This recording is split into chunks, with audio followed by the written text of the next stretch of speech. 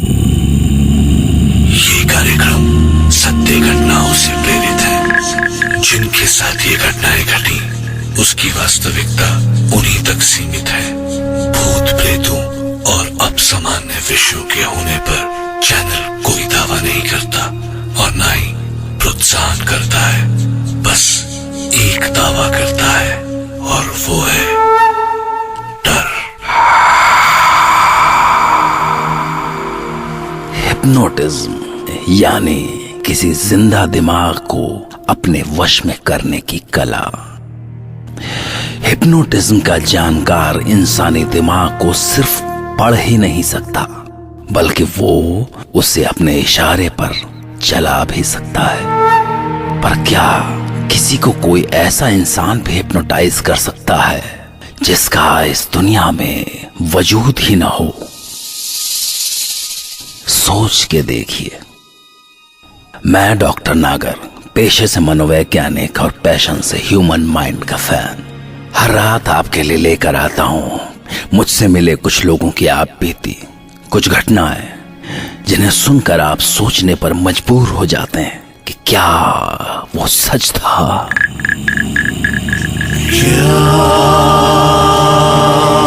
वो सच था?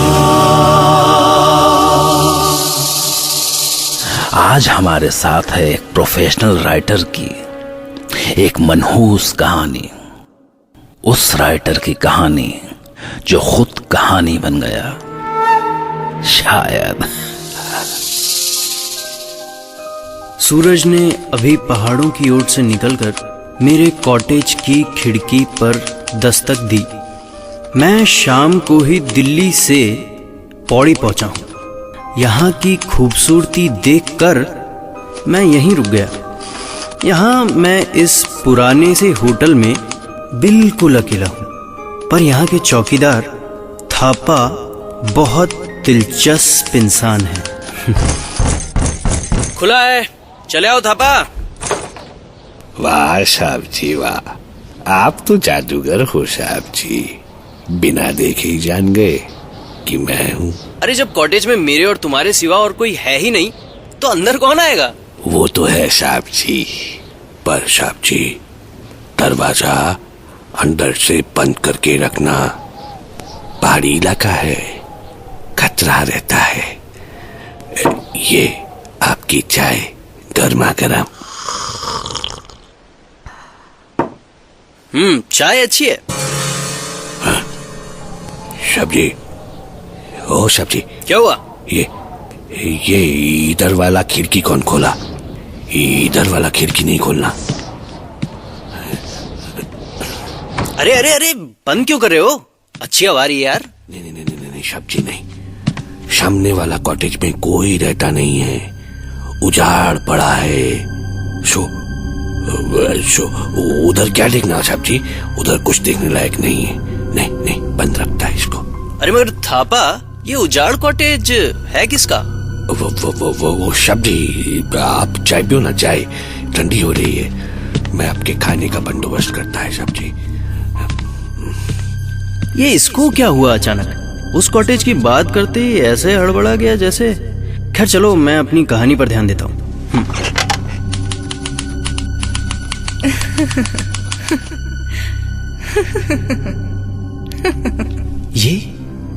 ये कौन हंस रहा है? कितनी मीठी हंसी है।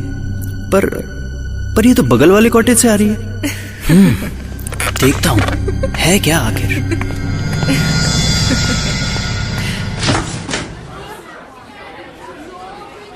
अरे इस कॉटेज में तो जैसे काफी चहल पहल है, पर थापा तो कह रहा था कि यहाँ कोई रहता नहीं है। फिर ये सब ये कौन है जिसकी हंसी मुझे बेचैन कर रही है? कितनी खूबसूरत होगी वो लड़की, वो हसीना जिसकी हंसी मुझे पागल कर रही है। कितनी खूबसूरत होगी वो जिसकी हंसी इतनी खूबसूरत है। अरे अचानक इतना सन्नाटा, कहीं मुझे भ्रम तो नहीं हुआ?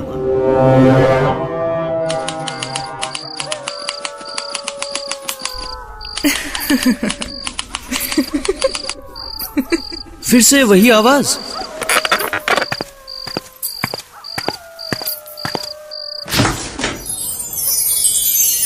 ओह, कितनी खूबसूरत, कमाल है, जैसे किसी कवि की कल्पना।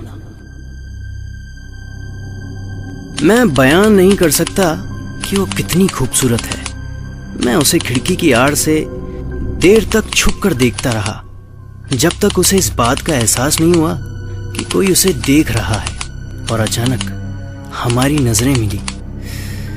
सच, मैं दिल हार गया। पर्दों की ओर से वो भी मुझे देखती रही, मुस्कुराती रही। मैं खुद को रोक नहीं पाया और उसी रात सामने वाले कॉटेज के पास पहुंच गया।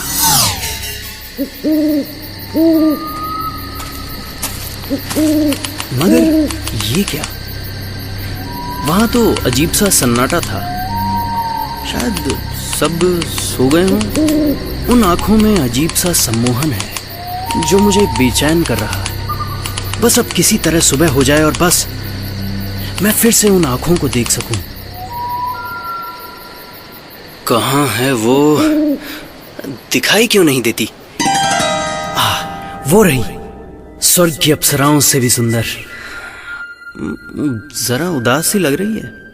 अब वो मुझे देखकर, ओ गॉड, तो वो भी मुझे पसंद करती है। क्या करूं, क्या करूं? हाँ, अपने मन की बात मैं लिख कर उसे बताता हूं। आखिर फिर राइटर किस बात का? चलो, मैंने अपना हाले दिल एक कागज पर लिखा और कागज एक पत्थर पर लपेटकर उस ओर उछाल दिया। और मुझे यकीन नहीं आया, मेरे पास उसका जवाब आया। वो भी मुझसे मिलना चाहती थी। मुझे मेरी मंजिल मिल गई और कुछ नहीं चाहिए मुझे, कुछ नहीं। मेरा दिल उसे मिलने को छटपटा रहा था। और उसी रात मैंने अपने पास किसी को महसूस किया।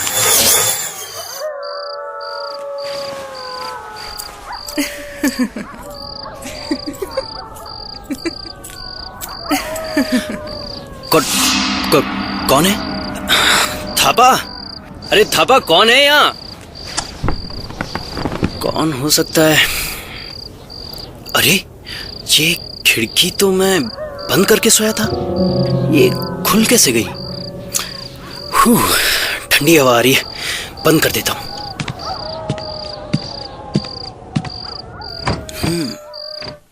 शायद इसी खिड़की से आवाज आई होगी। आप कब आई यहाँ पर? कैसे? दरवाजा तो बंद था। आपसे मिलने का मन था। मन को क्या दरवाजा रोक सकता है? नहीं, पर इतनी रात को। रात? कैसी रात? मुझको तो रात ही अच्छी लगती है। सन्नाटा, कितना सुंदर सन्नाटा है। अरे आप ये सब छोड़िए, आइए ना, बैठिए ना। बहुत उदास लग रही हैं आप। अकेलापन किसको उदास नहीं करता? सभी को एक साथी चाहिए। आप अगर बुरा ना माने तो एक बात कहूं, आप मुझे अपना मान के अपने दिल की बात कह सकती हैं। और उसके बाद फिर वही तन्हाई। काश कोई मेरा कयामत तक साथ देता। हाँ, दे सकता है। मैं आपका साथ दे सकता हूँ। सच कहूं तो जिस दिन से मैंने आपको देखा है, चाहने लगा हूं आपको।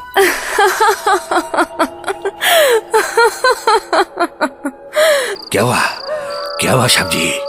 ए साहब जी, आप किससे बात कर रहे हैं साहब जी? उस लड़की से। थापा, मैं उसके बिना नहीं रह सकता। मैं उसको पाके रहूंगा। मैं उसको पाना चाहता हूँ थापा। साहब जी, थापा, मैं उस लड़की के बिना नहीं रह सकता। मैं उसे पाके रहूंगा। इधर कोई नहीं है साहब जी। वो लड़की, आप कोई सपना देखा साहब जी? उसकी एक झलक। आप सो जाओ साहब जी, सो जाओ साहब जी, सो जाओ। ये साहब जी को क्या हुआ? कहीं वो फिर से बहुत गड़बड़ हो गया, सब गड़बड़ हो गया। हमारे मिलन का समय आ गया है। आज वो मेरी हो जाएगी हमेशा के लिए। वो कहती है कि हम एक रेशम की डोरी से मिल सकते हैं। कहाँ है वो रेशम की डोरी? हाँ, उस रेशम की डोरी से लिपट जाने का एहसास कितना हसीन होगा। उसके बाद बस मैं और वो। सामने खुली खिड़की, वो मुझे मुस्कुरा कर देख रही है, वो मुझे बुला रही है। हाँ, मैं आ रहा हूं, मैं आ रहा हूं, मैं आ रहा हूं। वो रही सामने रेशम की डोरी। आओ, चलिए आओ, अब देर मत करो। मैं तड़प रही हूँ तुमसे मिलने के लिए। इस डोरी से लिपट जाओ। आओ, मेरे पास आओ, मेरे पास आओ, आओ। हाँ, मैं आ रहा हूं। हाँ, मैं भी आ रहा हूं।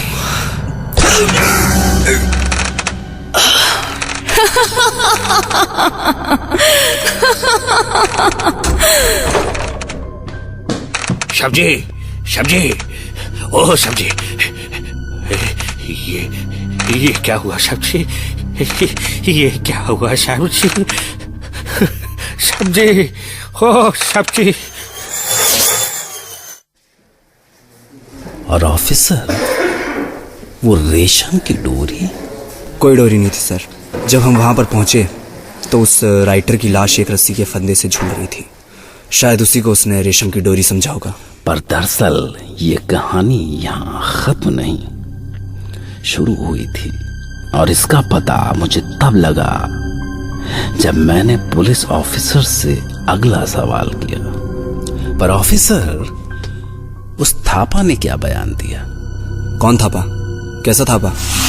जनाब, वो होटल पिछले 15 सालों से उजाड़ पड़ा है। चिड़िया भी नहीं रहती वहाँ, बस लाशें मिलती रहती हैं वहाँ से हर 2-4 सालों में।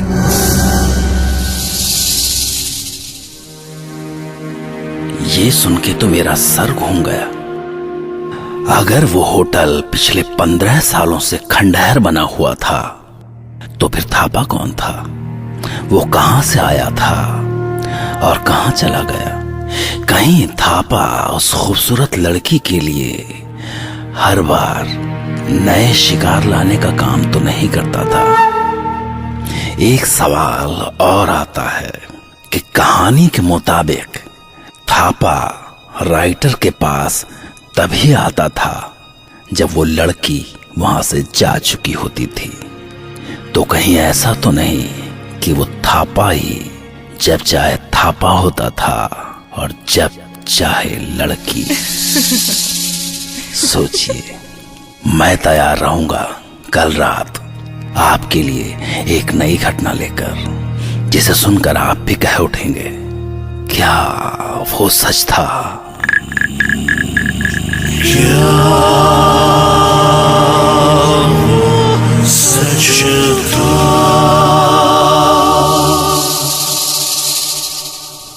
एक आखिरी बात, अगर आप कल्पना करते हैं तो उन कल्पनाओं को बहकने मत दीजिए। आपकी कल्पना आपको कहीं भी ले जा सकती है, मौत तक भी। ओके, शुभ रात्रि।